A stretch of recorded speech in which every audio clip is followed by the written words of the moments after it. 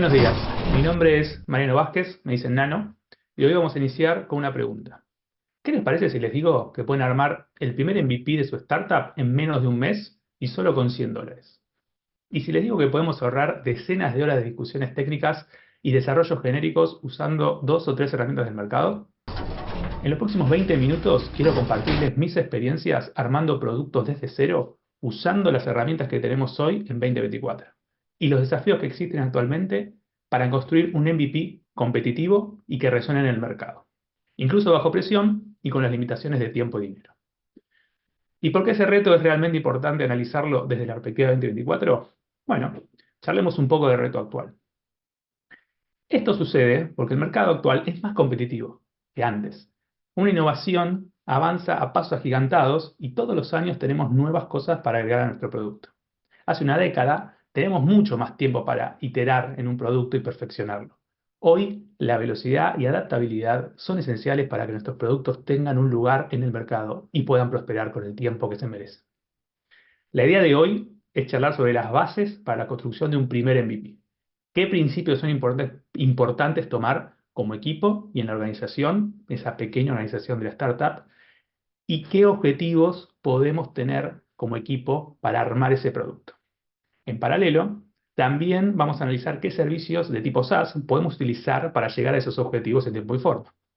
Y luego analizaremos algunas herramientas y técnicas que yo considero que son importantes y esenciales para salir a la cancha. Esto es, salir a producción, salir al mercado con nuestro producto.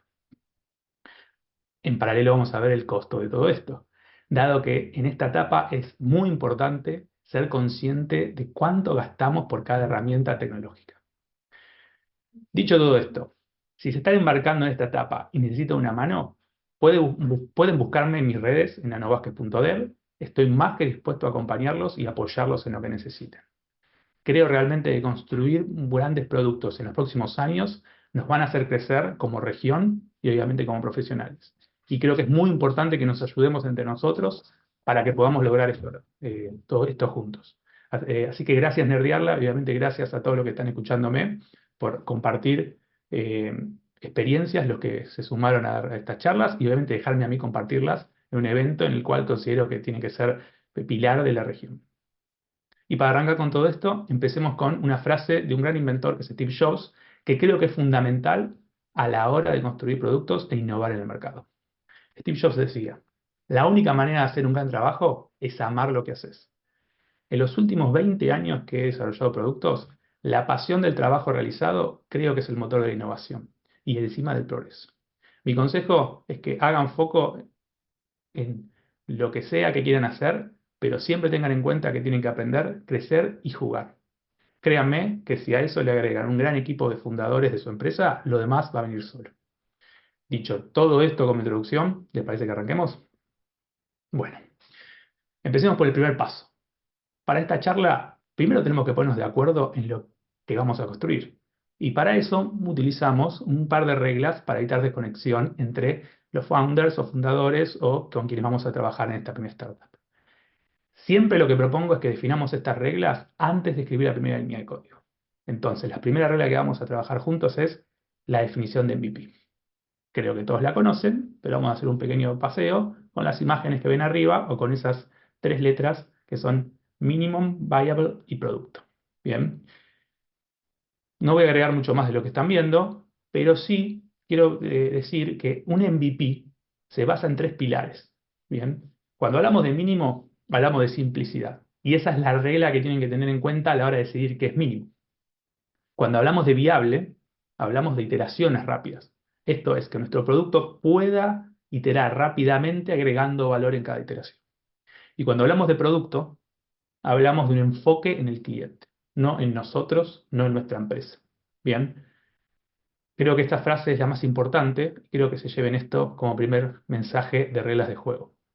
Los que piensen que están haciendo desarrollo tecnológico, los que piensen que están haciendo software en general, los que piensen que están haciendo tecnología, sepan que cuando sacan una startup al mercado, lo que están haciendo es producto. Bien, obviamente producto tecnológico y su expertise es en la tecnología. Pero créanme que tienen que aceptar, o lo antes que acepten que lo que hacen es producto, lo mejor que les va a salir lo que van a hacer y van a sacar al mercado. Y mucho mejor aún, las mejores conexiones que van a lograr con sus pares que van a ser especialistas en las otras áreas, especialmente de producto. Ahora bien, ya hablamos del MVP. Hablemos del contexto. ¿En qué contexto nos encontramos? Para este MVP, ¿tenemos el funding correcto? ¿Le hace el dinero correcto para hacer este producto? ¿Tenemos la organización y la cultura correcta? ¿Y el equipo y la cantidad de personas? Probablemente no tengamos nada de esto o alguna cosa tengamos, pero alguna cosa no. Entonces tenemos que entender el contexto en el que nos encontramos. Bien, yo les dejo aquí la típica imagen del ciclo de vida tradicional de un MVP. Y esto sirve muy bien en empresas establecidas, con un equipo ya armado, con una visión y un funding correcto.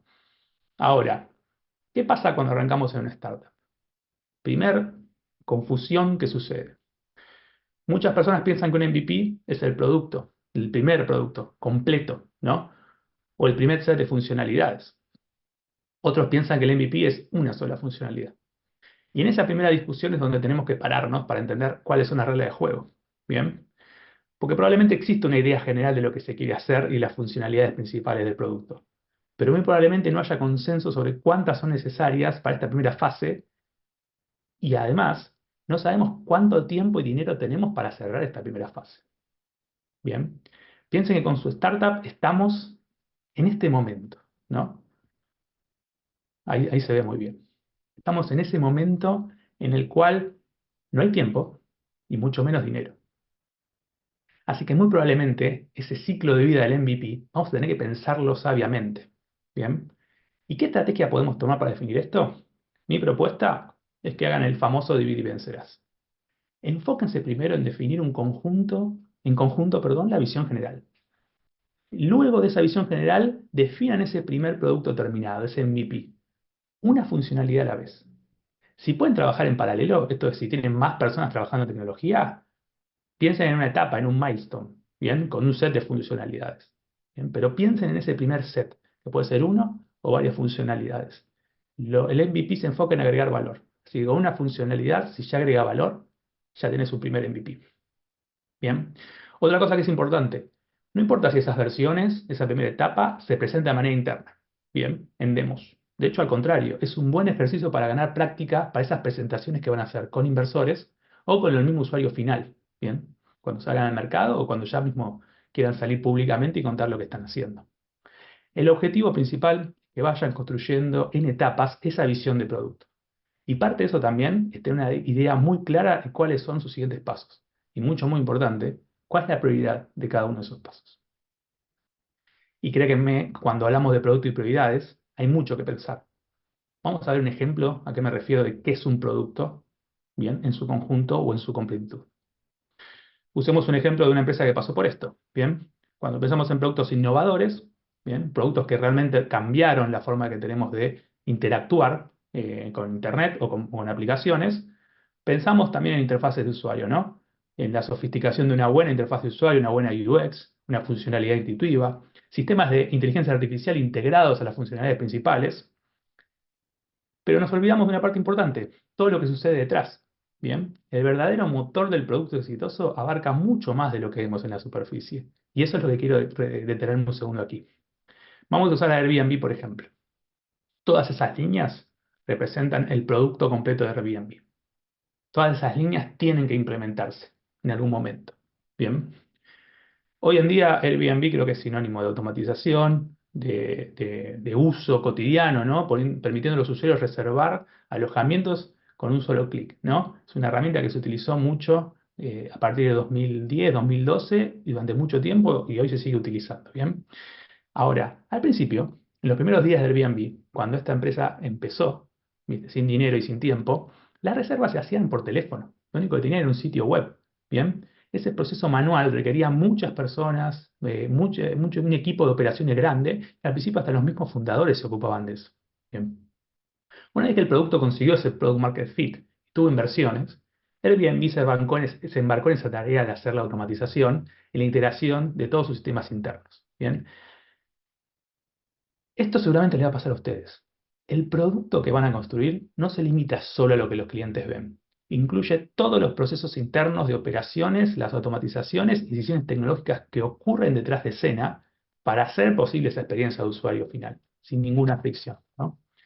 Entonces, la moraleja que quiero decirles es que cuando piensen en ese primer MVP, hay que pensar más allá de la interfaz de usuario. Es muy importante que esa interfaz esté, pero también piensen cómo su equipo de operaciones, de pago, de rendiciones de pago, van a trabajar y preparen un plan, simplemente un plan, para automatizar esos procesos.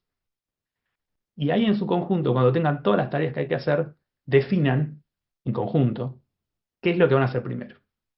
Bien. Y muy probablemente esas automatizaciones o ese back office va a venir después, pero al menos que esté el plan listo. Dicho todo esto, pasemos a la parte tecnológica. Ya creo que sabemos lo que es un MVP, sabemos más o menos las reglas que necesitamos para el producto.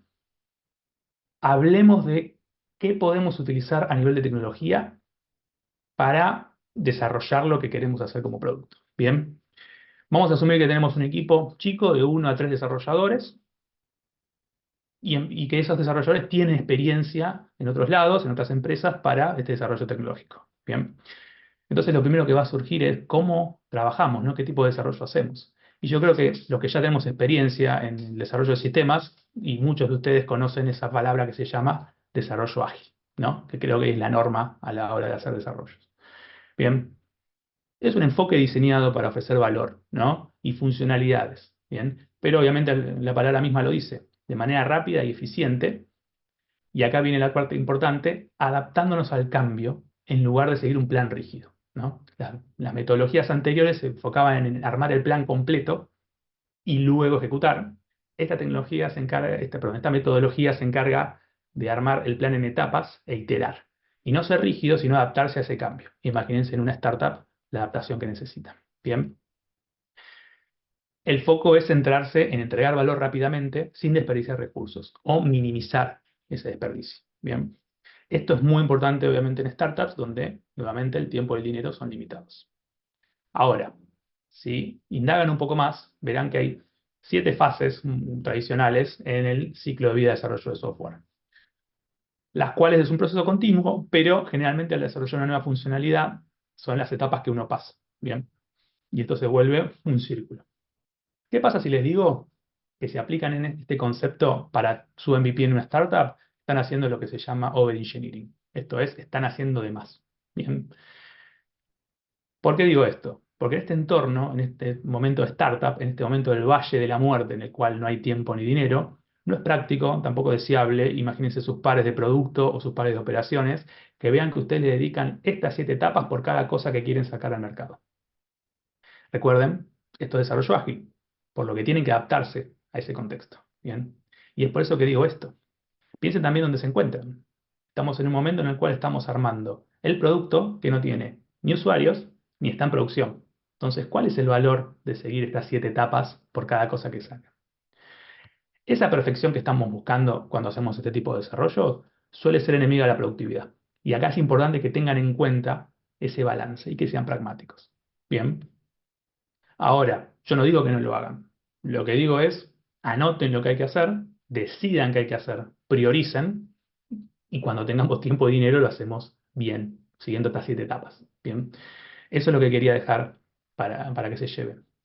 Y una cosita más, a medida que vayan avanzando, van a notar que hay funcionalidades que son generales, que son importantes, que son la base de su producto, pero no son su producto, porque no son core del negocio, sino que son necesidades de todo producto que sacan al mercado hoy en 2024. Y aquí es la pregunta que yo les dejo. Para esas necesidades generales, ¿tienen que seguir estas 7 etapas? ¿O pueden enfocarse esas 7 etapas en las necesidades core del negocio, las que realmente les van a hacer tener una diferencia en el mercado con respecto a sus competidores? Bien, acá viene la parte más jugosa de la charla. Cuando hablamos de desarrollar cada funcionalidad, tenemos que ser estratégicos. Vamos a verlo con un ejemplo. Seguramente cuando se junten con sus pares founders de su startup, como ustedes son los responsables de tecnología, les van a preguntar a sus pares cómo armamos ese producto, ¿no? Y ustedes van a armar una lista de tareas muy parecida, muy probablemente, a lo que vean a continuación. Bien, yo soy programador, así que los que son programadores seguramente van a pensar algo muy similar a esto, ¿no? Empezamos con definición de repo, definición de lenguaje, framework, cómo hacemos para chequear el estilo de código, CI/CD, infraestructura, autenticación y autorización, seguridad, base de datos, etcétera. Bien, muy probablemente vean algo muy similar a lo que ustedes se imaginan. Yo siempre que hago un producto desde cero, esta lista la vuelvo a hacer. No sé por qué tengo ganas de hacerla varias veces. Y me encuentro con que siempre hago algo muy parecido a esto. ¿Y dónde cambia? Bueno, cambia en el tipo de producto que voy a hacer, ¿no? Entonces, fíjense que las primeras 17 cosas que se me ocurrieron a mí hacer, y encima hacer primero, son cosas generales. Y de la 18 a la 21 son cosas que podemos decir que son específicas del producto que estoy haciendo. Imagínense el tiempo que le puedo dedicar a esas 17 cosas generales, ¿no? Y que no puedo no dedicarle al resto de las cosas que son core de mi negocio. Imagínense también que como programador quiero que esas 17 cosas tengan la mejor calidad posible. ¿Bien? Yo lo que les puedo asegurar es que en esta etapa en la cual están arrancando, en la cual no tienen usuarios y en la cual tienen que salir a producción, que esas 17 cosas tengan la mayor calidad no le agrega calidad al producto. En cambio, las últimas 4 cosas que puse en esta lista, si yo las hago bien pensadas y con un buen criterio, van a hacer la diferencia en el producto que desarrollemos y que saquemos a producción en este momento. Bien, nuevamente, no digo que no las hagan con buena calidad, sino que digo que esa calidad o ese pensamiento de cómo hacerlo lo dejen para después, cuando tengamos funding, cuando tengamos equipo, cuando tengamos muchas más cosas. Pero les voy a dar una ayuda. Voy a darles algunas herramientas que pueden acelerar esta definición de estas 17 cosas, así ustedes usan todo el tiempo restante en las funcionalidades que son core de su negocio y que les van a hacer la diferencia. Entonces, vamos con esta lista de tareas, vamos a convertirla en decisiones. Así evitan hacer reuniones interminables o pruebas y errores para tomar decisiones sobre estas 17 tareas. Obviamente, en esta lista voy a elegir mi opinión, puede variar, cámbienla de acuerdo a lo que ustedes conocen y lo que ustedes sienten cómodos, pero mi propuesta es que lo piensen de esta manera. Bien, hagan una tabla, digan de esas 17 cosas, estas son las herramientas que puedo utilizar y sáquenselas de encima. Bien, es muy común que hagamos desarrollo desde cero. Para estas 17 cosas que, como les digo, no son importantes en este momento para agregar calidad a su producto. Y no solo eso, para que ustedes pierdan tiempo. Las pueden volver a hacer o pueden dedicarle tiempo luego. Entonces vamos despacito, ¿no? Repositorio de código y tal vez CI/CD, creo que acá no va a haber mucha discusión. GitHub pueden utilizarlo. Otra herramienta sería GitLab, bien, pero vamos a decir GitHub, que tiene un costo más o menos de $4 por desarrollador en su versión Pro. Pueden utilizar la versión gratuita, pero yo les recomiendo que vayan por la Pro. Si son 3 desarrolladores, estamos hablando de $12. Bien. Con respecto a lenguajes y framework, tenemos React con TypeScript, Node con TypeScript y Next.js como framework. Bien, que ya les da una receta para el chequeo de código estático. Esto lo pueden cambiar de acuerdo a sus preferencias, pero yo creo que es una buena decisión a tomar en el caso de que hagan desarrollo web. Les resuelve absolutamente todo lo que necesitan y de hecho ya tienen todo listo para poder desplegar su primera versión con uno Mundo en producción sin hacer nada, con 0 líneas de código agregada por ustedes. Con respecto a infraestructura, respecto a hosting, le voy a dar 2 herramientas que se las voy a mostrar a continuación. La primera es Vercel, que si bien tiene superposición con la siguiente, pueden elegir qué utilizar. Yo les recomiendo que lo utilicen para hosting. Parece CI/CD, así tienen todo resuelto. Vercel ya les da una estrategia para hacerlo. Tema de dominios, temas de storage y DB, pueden elegir también utilizarlo o no. Y obviamente tema de logs y debugging, el live debugging en particular, ya tiene una herramienta que funciona. Vercel tiene un costo de $20 por developer. Si quieren que todos sus developers estén en Vercel, tienen que pagar más o menos $60, así que le puse un asterisco ahí, pero les recomiendo que lo hagan, así evitan hacer análisis o desarrollo customizado. Supabase, bien. A la hora de elegir base de datos, a la hora de elegir motor, usamos Mongo, usamos Postgre, usamos AWS, usamos otro proveedor de la nube. Yo les recomiendo que vayan por Supabase. Empezó como un desarrollo similar a lo que era Firebase, ahora es un motor de base de datos con Postgre. Tiene storage para imágenes y video. Tiene también autenticación, les resuelve casi todo. Tiene un costo de $25 único. Obviamente la primera versión paga. Y es más que suficiente para esta primera etapa. Así que vayan por ahí. Y después les dejo algunas herramientas para comunicación, Project Management, que no tiene costo, y comunicación que podría ser Slack o Discord. Y una que les recomiendo, que para mí es muy importante a partir de ahora, que es para incrementar la productividad. Yo creo que GitHub Copilot vale la pena comprarlo. así que lo incluí en este paquetito, que me dio un costo más o menos de entre 100 y $250 por mes. Fíjense que con $100 ustedes pueden empezar a armar un producto y lo pueden tener utilizando esta receta en un mes, funcionando con un primer MVP con unas primeras funcionalidades. Y todo lo demás, las 17 cosas están resueltas si siguen esta receta. Vamos a ver en detalle estas cositas que les mostré, por si no las conocen. Vercel es un sitio de hosting que inició como con Next.js, pero hoy soporta cualquier tipo de framework, así que no se preocupen. Y que tiene algo muy bueno que quiero dejarles para que lo analicen, que es el concepto de CI/CD con Preview Deployments. ¿Qué quiere decir? Que todo lo que ustedes marquen perdón, que manden en un PR o por fuera del branch principal, es un Preview Deployment. Y cuando mergean en main, ya se convierte en un ambiente productivo. Y fíjense qué fácil es detectar cuál es obviamente el ambiente productivo, cuál es el anterior, el inmediato anterior, que tiene un rollback bastante sencillo que es con clics, eh, y que obviamente les permite también manejar previews y poder probarlos en vivo en una URL obviamente random para que puedan analizar ese preview antes de deployarlo. Se los dejo ahí para que lo analicen, obviamente cualquier cosa me preguntan luego.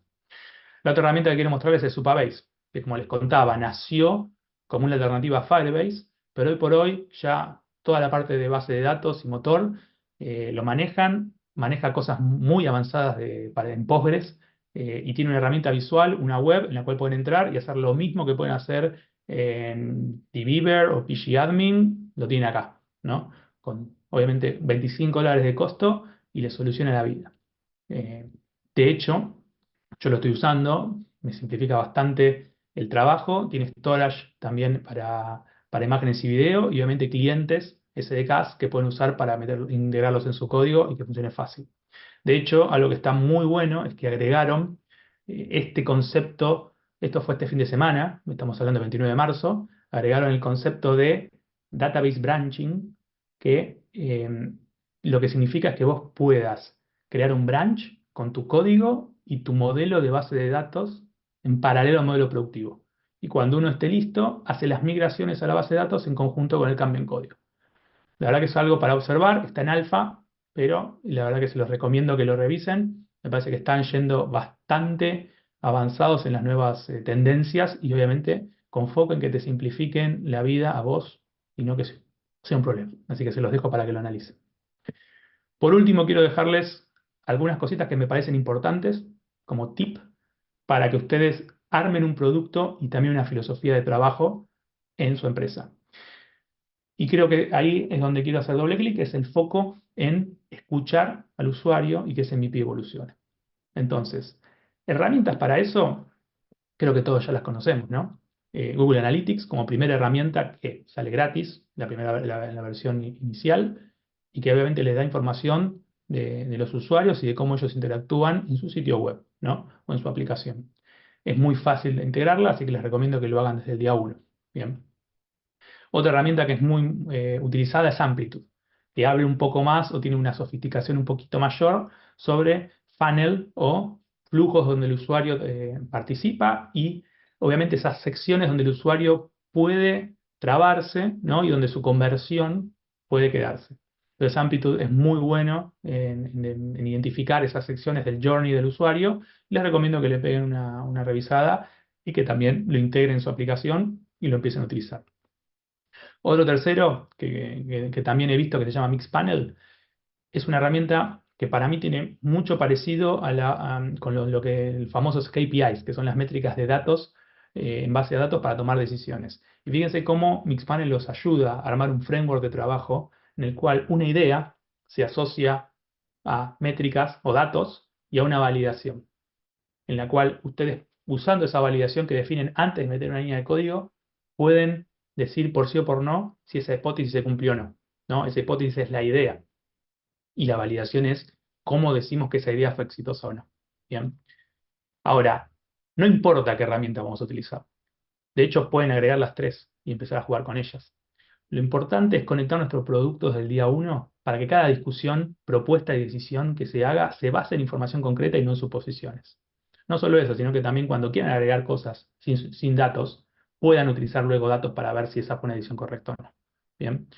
Al abrazar esta mentalidad, mejoramos la chance de éxito que que tienen que fomentar en el día a día de la organización de su equipo, ¿bien? Y de la cultura de curiosidad que suelen tener las buenas startups, ¿bien? Tienen que generar esa filosofía de usar datos para tomar decisiones, y yo acá les quiero dejar estas herramientas para que lo tengan en cuenta. En resumen, voy a dejarles estas slides para que tengan un resumen de lo que vimos recién. Lo importante cuando hagan un MVP es lanzar un primer producto funcional que capte la atención de los usuarios, que muestre resultados rápidos, que tengan un roadmap rápido, no quiere decir que desarrollen todo, sino que ordenen ese roadmap por prioridad, y que ese producto es más que lo que ve el usuario. Mi recomendación es vayan por lo artesanal primero, siempre va a haber tiempo para automatizar, pero ténganlo en cuenta. Lo segundo es el tiempo de desarrollo. Desarrollen ágilmente, pero enfóquense en lo importante. Enfóquense en el core del negocio. Para todo lo demás, herramientas pagas. Tienen muchos free tiers que pueden elegir y luego escalar. Y eso es lo bueno de las herramientas pagas tipo SaaS, que van a estar listas para cuando tengan usuarios. Y siempre simplicidad. No hagan el overengineering y hagan iteraciones cortas, siempre incrementales. Traten de no hacer el famoso Big Bang Release. Por último, traten de enfocar sus decisiones en base a datos. Almacenen la información del comportamiento del usuario del día 1 y traten de iterar el producto en base a datos. Creen esa cultura en la organización y créanme que les va a funcionar todo lo demás. Les dejo esta frase, que es la que más me gusta a la hora de charlar sobre startups. Es acerca del momento. El mejor momento para plantar un árbol fue hace 20 años. El segundo mejor momento es ahora. Así que dicho eso, nos vemos en el Q&A, pero gracias por, obviamente, darme esta oportunidad a la gente de nerdearla y a ustedes por escucharme. Nos vemos en un ratito.